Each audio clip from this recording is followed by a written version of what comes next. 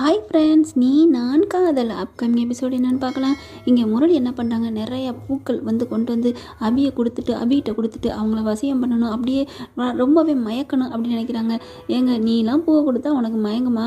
உன்னை பார்த்தாலே பாதி தூரத்துக்கு ஓடுறாங்க, அப்படியே பகையாக நினைக்கிறாங்க. அவங்ககிட்ட போயிட்டு இவங்க பூ கொடுக்குறாராம். முரளி என்ன பண்ணுறாங்க, பூவை கொண்டு வந்து இந்தாங்க அபி, உங்களுக்காக ஆசையாக வாங்கிட்டு வந்தேன், இந்தாங்க உங்களுக்கு பிடிக்கும் தானே வச்சுக்கோங்க அப்படிங்கல.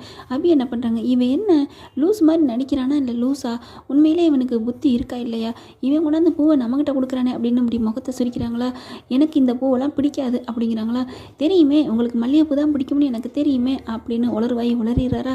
உடனே அப்படின்னு அதிசயமாக பார்க்குறாங்க. எனக்கு மல்லிகை பிடிக்கும்னு இவனுக்கு எப்படி தெரியும், அப்போ இவனுக்கு நல்ல சுயநினைவோட தான் இருக்கான் அப்படின்ட்டு. அது சரி, எனக்கு பிடிக்கும்னு உங்களுக்கு எப்படி தெரியும் அப்படிங்கிறாங்களா.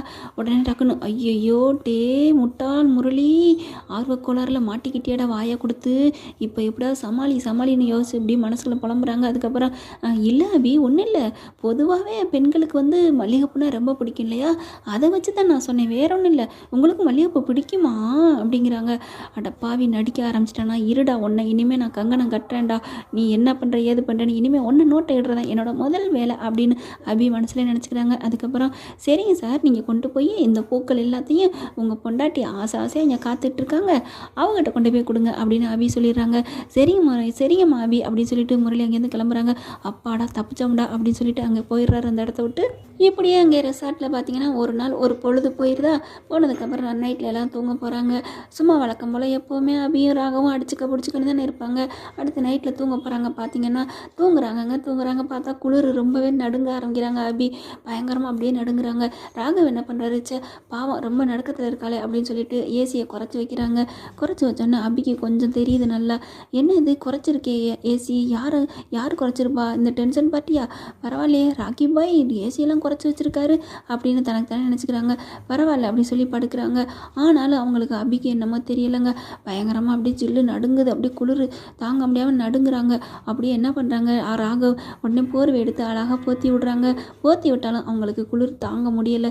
அப்படியே என்ன பண்ணுறாங்க, அப்படியே ராகவ் மார்போட அப்படியே நெருங்கி கட்டி பிடிச்சிக்கிறாங்க. அந்த போர்வை தானும் தானே போத்திட்டு படுத்திருக்காங்க. அதனால் என்ன பண்ணுறாங்க, அவரும் சேர்ந்து அப்படியே அபியை அணைச்சிக்கிறாங்க. அப்படியே அவர் உடம்புக்குள்ள என்னென்னமோ பண்ணுதுங்க. மின்சாரம் தாக்குது. அபி தொட்ட கையோட அதுவும் நெருக்கமாக கட்டி அணைச்சிக்கிறாங்க. நள்ளிரவு அப்படியே நல்ல ஜில்லு வேற, குளிர் டயம், பொண்டாட்டி பக்கத்தில் இருக்கா, அப்படியே அழகாக அணைச்சி நெருங்கி படுத்திருக்காங்களா. ராகவனால் அப்படியே ஒன்றுமே தாங்க முடியல. அவருக்கு சந்தோஷம் படுறதா இல்லை துக்கம் படுறதா ஒன்றுமே புரியலை. இப்படி வேதனைப்படுறாளே அப்படின்னு சொல்லிட்டு சரி கொஞ்சம் இதமாக இருக்கட்டும் அப்படின்ட்டு அபி என்ன பண்ணுறாங்க, ராகவ் இறுக்கி கட்டி அணைச்சிக்கிறாரு. அப்படியே தோளோட தோல் சாஞ்சு அப்படியே படுத்துக்கிறாங்க. ரெண்டு பேருமே சரி தூங்கட்டும் அப்படின்னு சொல்லி தலையை வருடி கொடுக்குறாங்க. அழகாக ரசித்து பார்க்குறாரு அபியை. நீ எவ்வளோ அழகு, எவ்வளோ பாசமாக இருக்க அபி, ஆனாலும் நீ அந்த ஒரு தப்பு பண்ணிட்டியே, என்னால் உன்னை ஏற்றுக்க முடியலையே அபி அப்படின்னு சொல்லிட்டு வருடி கொடுத்துட்ருக்காங்க. இந்த திருட்டு பையன் முரளி என்ன பண்ணுறான், அங்கே பொண்டாட்டி கூட அழகான பூங்கொத்து மாதிரி பொண்டாட்டி இருக்குது, அதை விட்டுட்டு இங்கே வல்சார் என்ன பண்ணுது, இங்கே வருது, என்ன பண்ணுவாங்க நேரம், நல்லா குளிர் நடுங்குது, ஏதாவது பண்ணிக்கிட்டு இருப்பாங்களோ தப்பு தண்டா, ஐயோ எனக்கு பயமாக இருக்கே, ஐயோ அப்படின்னு சொல்லி நடுங்குறான். வீணா போனவன் ஏன்டா இந்த உசுரை வச்சிட்ருக்கு அப்படின்னு தான் தோணுது. என்ன பண்ணுறான், அவனால் அங்கே இருக்க முடியல, வேகமாக வர்றான்.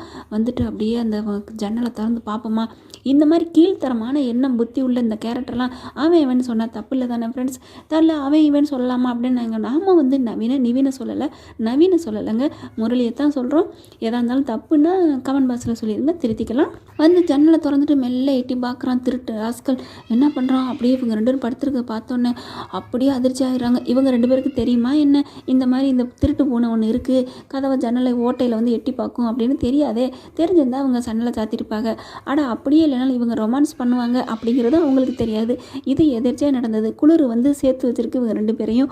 பார்த்தீங்கன்னா அவங்க எட்டி பார்க்குறானா, பார்த்த முரளிக்கு அப்படியே தூக்கி வாரி போடுது. ஐயோ போச்சே என்னது இவங்க ரெண்டு பேரும் ஒன்றா கட்டி பிடிச்சிட்டு இருக்காங்களே, ஐயோ என் பொண்டாட்டி, ஏன் லவ்வர், ஏன் காதலி, ஏன் செல்லம், யார் மடியில் படுத்திருக்கா, இவனோடையா, ஐயோ என்ன இவங்க ரெண்டு பேரும் இப்படி ஒன்றா இருக்காங்களே, இவங்க விடிய ஒன்றா படுத்திருந்தானா போச்சு, கரண்ட் ஷாக் ஆயிருமே, ஏதாவது நடந்துருமே, இது தப்பு நடக்கங்காட்டி நம்ம ஏதாவது பண்ணணும் அப்படின்ட்டு பயப்புள்ள பதட்டத்தில் என்ன பண்ணுறான், பொண்டாட்டிக்கிட்ட முடியலன்னு சரி கட்டிட்டாவது வந்திருக்கணும்.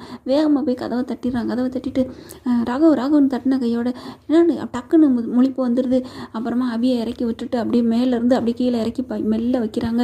தூங்கட்டும் பாவம் அப்படின்னு சொல்லிட்டு. பரவாயில்லைங்க, ராகவ் ஒரு சூப்பர் மேன் தான் சொல்லலாம். அழகாக அப்படியே சத்தம் போடாமல் இறக்கி வச்சுட்டு வேகமாக வந்து கதவை திறக்கிறாரு.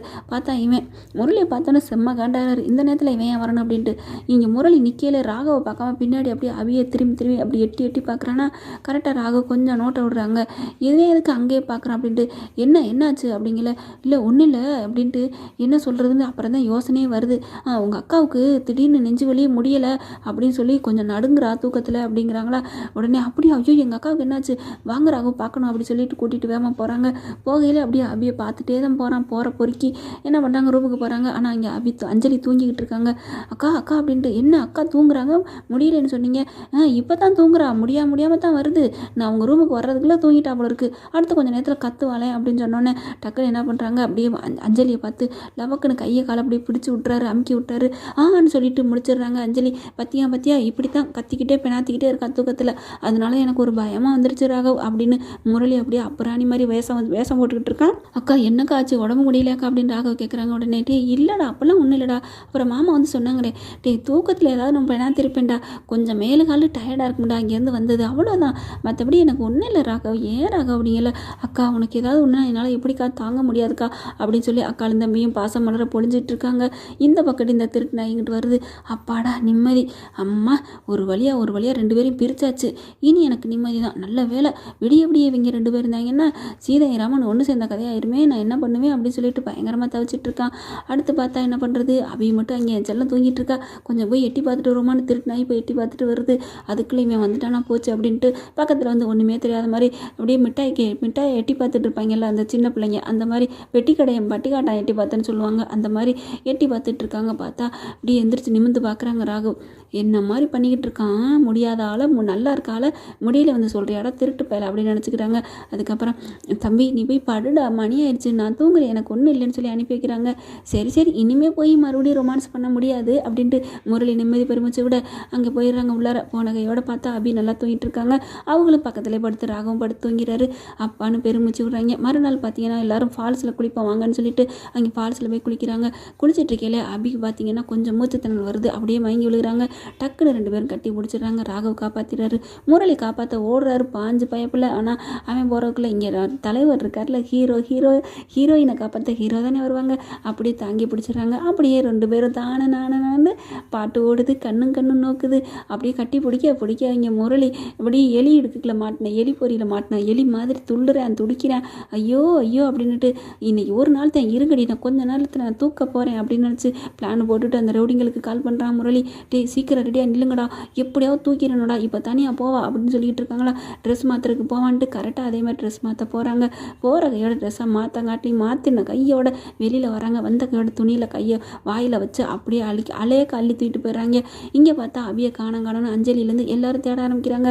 அடுத்து பார்த்தா முரளியும் காணும். ஏன்னா முரளியும் பின்னாடியே போயிடுது. இந்த நாய் மட்டும் இங்கே இருக்கும். பார்த்தீங்கன்னா என்ன பண்ணுறாங்க, அவரையும் காணட்டா, மாமாவையும் காணும். என்னது மாமாவையும் காணுமா, இங்கே அபியும் காணும். ஐயோ கம்பி நீட்டிட்டாளா, அடியே அபி, நான் உங்கள்கிட்ட எத்தனை வாட்டி படித்து சொன்னேன் எங்கள் அக்காவுக்கு குழந்தை பிறக்கணும், என்ன 7 மாதம் பொறுன்னு. ஐயோ அதுக்குள்ளே போயிட்டான்னு சொல்லிட்டு ஆளாக பறக்கிறாரு. அங்கெங்கே தேடுறாரு. ஒவ்வொரு இடமா தேடி அலைஞ்சிட்டு இருக்காங்க. ஐயோ எங்கே போயிட்டான்னு தெரியலையோ. இப்போ முரளிக்கு ஃபோன் பண்ணி பார்ப்பான். முரளி ஃபோன் பண்ணால் சுவிட்ச் ஆஃப்னு வருது. அபிக்கு ஃபோன் பண்ணால் சுவிட்ச் ஆஃப்னு வருது. ஐயோ போச்சு என்ன ஆகுன்னு தெரியலையே அப்படின்னு இங்கே ராகவ் அப்படி தெருவாக தேடி அலைய ஆரம்பிக்கிறாங்க. ஓகே ஃப்ரெண்ட்ஸ், பார்க்கலாம் என்ன நடக்க போகுதுன்னு. இந்த பதிவு உங்களுக்கு பிடிச்சிருந்துச்சு. அவங்க பொண்ணான கையில் ஒரு லைக்கை போட்டு சப்ஸ்கிரைப் பண்ணிடுங்க. Thank you friends.